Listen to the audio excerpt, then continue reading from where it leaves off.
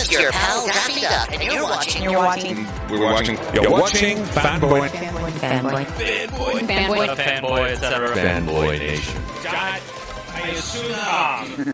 Jacob Patrick, we are talking about Sono Lino, and Lino, hopefully he'll forgive me on the mispronunciation of his last name, or as close I can get it, Tagliapietra. Yeah, it's the G is a little sound, so it sounds like tagliatelle, like the pasta. So Tagliapietra. So Lino Tagliapietra. Yeah. All right. Yes. Italian-born artist in the 30s, doesn't hit it big in glass blowing until he's in his 60s, and he's like, nah, I'm not done yet. Yeah. That's his spirit, that's for sure. Yeah. The fact that he sits there, and even in the trailer, we're not going to give too many spoilers away because you have 3 screenings at the Newport Beach Film Festival, Saturday, October 19th at 4 p.m., Monday, October 21st at 1 p.m., and Thursday, October 24th at 3:45 p.m., which is the final day of the festival. Yeah. How exciting is that, first and foremost, to get 3 different nights for a documentary of this caliber? It's incredible. I'm still quite taken aback by it, to be honest.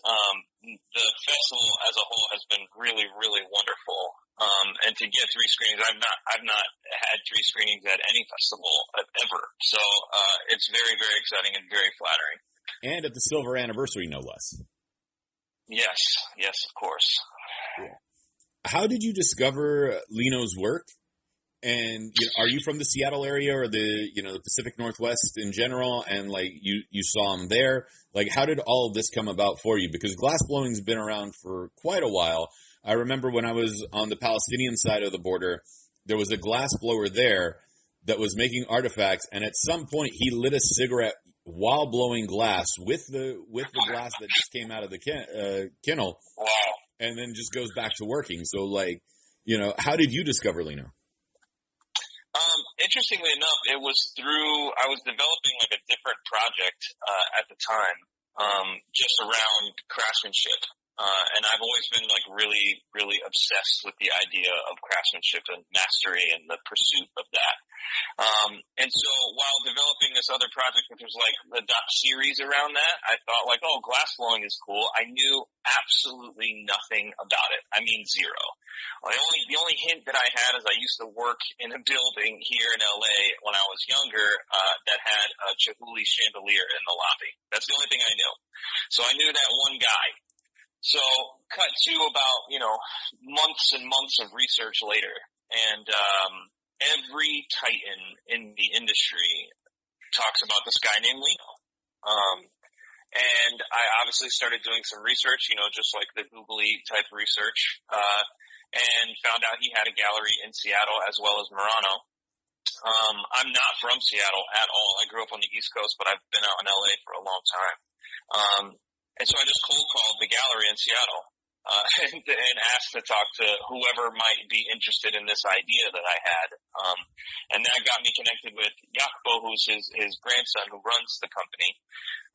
And we just kind of hit it off. Like, he loved the idea of doing something on Lino, about Lino.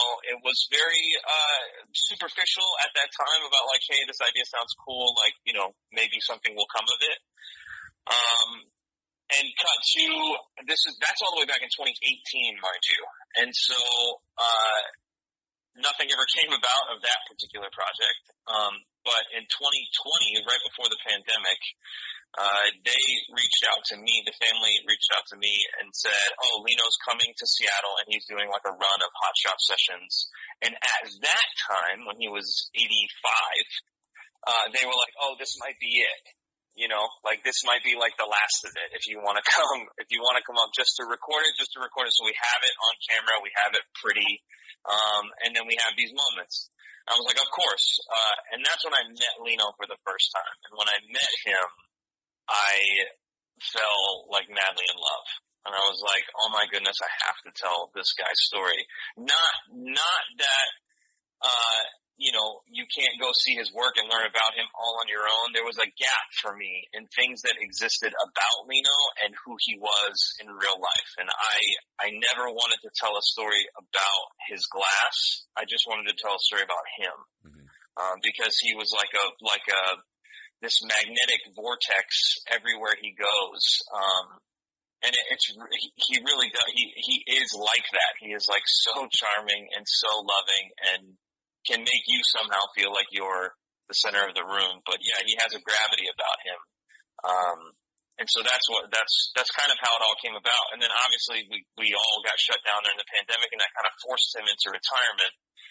But there were all these murmurs for literally years about like, is he going to blow glass again? Is he going to blow glass again? But in 2021, I reached back out to the family and said, hey, why don't we just do something completely independently? I don't know where it's going to go. I don't know like what it's even about, because Lino wasn't blowing glass at the time.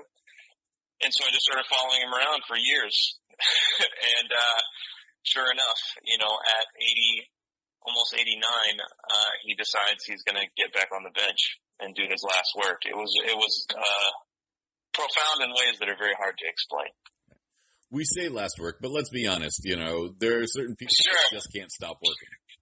You're absolutely right. Yeah, there's definitely, I won't be surprised if I get some photos or a phone call that's like Lino snuck away to the hot shop. I will not be surprised by that at all. You're going to get a phone call from Lino going, hey, you want to do a part 2? Yeah. I just saw him a couple of weeks ago, and we were joking about that. I was like, Lino, when's the sequel? When are we going to go out to the Czech Republic and make a 16-foot dinosaur like you want to? And he was like, oh, you never know. I was like, sure, of course. As he's like sketching it out behind the scenes. Yes, of course. Yeah. It's always interesting because I hear so many projects. Oh, we got started in 2018. We got started in 2019. We got started in January of 2020. And then like, yeah, we know what happened next, and we had to take quote unquote a break. Sure. Because if we keep mentioning the thing, we're going to get dinged for talking about it. But it's always interesting with these shutdowns and, how ingenuity comes from there. Yeah, I agree. When at that point, the project becomes stalled, and not of your own volition or finances, just the way the world is working. How do you creatively pivot and not only go, all right, he can't blow glass, let's just do this. Are there other aspects in the creative process where you're trying to figure out what's next or how to twist it, or do you put it on hold and then just move forward in a different moment? Yeah, interestingly enough, I wasn't like full bore into the project. I just like captured a bunch of him working, and there was no real like let me go make something starting now. And this was at the top of 2020. The kind of impetus to like dive into something, I stayed in touch with the family really well like through that time and just got to know them, and I think they're all wonderful. But Lino was really wrestling with the getting basically his body forcing him into not working anymore.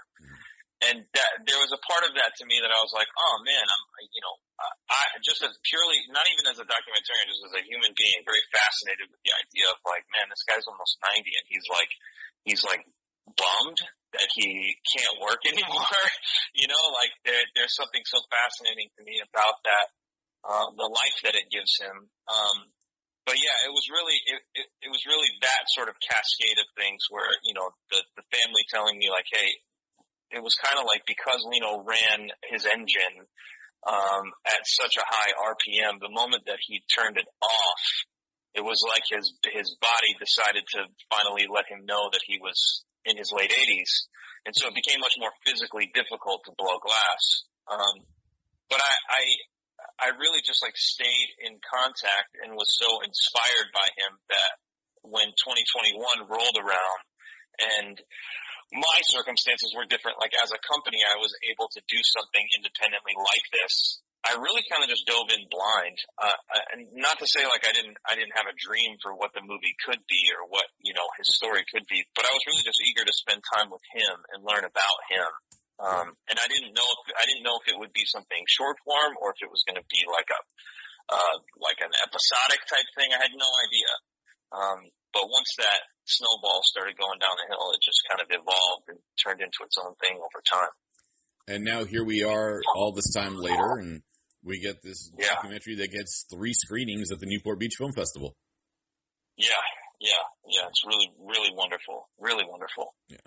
That kind of reaction has to be something of like, wow, I put something out there, I put my effort into it, and not only are we being recognized by various film festivals, we get 3 different screenings, at California, one of California's prestigious film festivals that's also become a lifestyle festival that's celebrating a quarter of a century. Yeah, I'm in it right now, so I'm trying so hard to stay present and just absorb. It's still really, really flattering to watch an audience, receive the movie. That is still so new to me. But I will say, probably one of the most, endearing elements of the way audiences are reacting is very, very few people feel any different about Glass after they watch the film. They feel different about themselves. It's like the Glass element is wonderful, and it's fascinating, and people are learning, and it's really cool. It's cool to see unravel, but I don't know if I could have anticipated the way audiences are reacting to the movie. It's very heartwarming. And how emotional it is, and the way it helps us all kind of look at ourselves in the mirror differently about what would it mean for us to stop, doing the thing that we love. So I'm completely taken aback. I'm very excited to start the screenings at Newport Beach. I'm super excited. But yeah, I don't know if I could have anticipated this. It's really wonderful. What is one thing that you learn about yourself as a documentarian when you tackle subjects like this about real people? There's another documentary called The Blind Sea about a blind surfer that's a multiple-time world champion. You have Lino, who's considered an elderly man, yet has the spirit of a 15-year-old, continuously wanting to work and create and be a part of his artistic endeavors. You as a filmmaker, what do you learn about yourself in that aspect? That is an incredible question. It's really hard to quantify just how much Lino the man has changed my life throughout this process. As much as I love what I've made, I'm very proud of the film, and I think it represents him very well. My most cherished moments from the process are just time spent with him. And getting to spend so much time with him, and hearing about his wisdom and his perspective on life and how much joy he has. It really is something that I will take with me for the rest of my life. I don't think I'll ever have another project quite like this. And what I mean by that is it was really just me and a camera for years, and my editing partner would come along for some trips as well, but it was really 2 people made the movie. That's it. It was just the 2 of us. And so it's a lot of really intimate time to spend with somebody who has lived such a fantastical life. And so those moments I truly cherish, and for me, lessons learned, I'm still learning them. I feel like in every conversation I get to have with Lino now, I'm still learning lesson after lesson about what life could be, if you are willing to capture all the joyful moments that come along. And if you're willing to work crazy hard, but if you love what you do, then, maybe that hard work won't feel as hard sometimes. It's again, it's very hard to quantify just how much he has affected me, but he really has, genuinely has changed my life. That's fantastic. And you do have to translate the title for us. Sono Lino, what does sono mean? Sono is just I am. So how the title came about actually is, Lano, my editor, he and I, we're tossing some names around for sure, but it's in the film, but there was a very specific interview where I was pushing him to basically be Lino, why, you got to give us some sort of I'm a glassblower type thing And he sat so humbly, and he was quiet in his own mind for a second, and he just said, like, it's okay.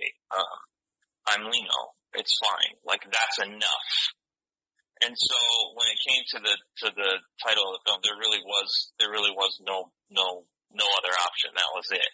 Because really what that means to me, like when I see Sono Lino, it says like, I am Lino and that's enough. Like it doesn't matter what I've achieved, nothing like that. That's what it means to me. And I dig it. Listen, Patrick, it's been a great pleasure chatting with you. I'm sorry, Jacob Patrick. I'm so used to being called by my own last name that I started doing it with people, so please forgive me. Jacob Patrick, director and producer of Sono Lino, 3 screenings, Newport Beach Film Festival. Let's remind everybody, all 3 of them are at the Lot, Saturday, October 19th at 4 p.m., Monday, October 21st at 1 p.m., and Thursday, October 24th, that's closing night at 3:45 p.m. Congratulations on the documentary. The website is also sonolino.com.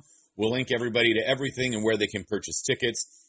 One of a handful of films that's getting more than 1 screening, let alone 3, at the 25th annual Newport Beach Film Festival. Hopefully I'll get to see you there.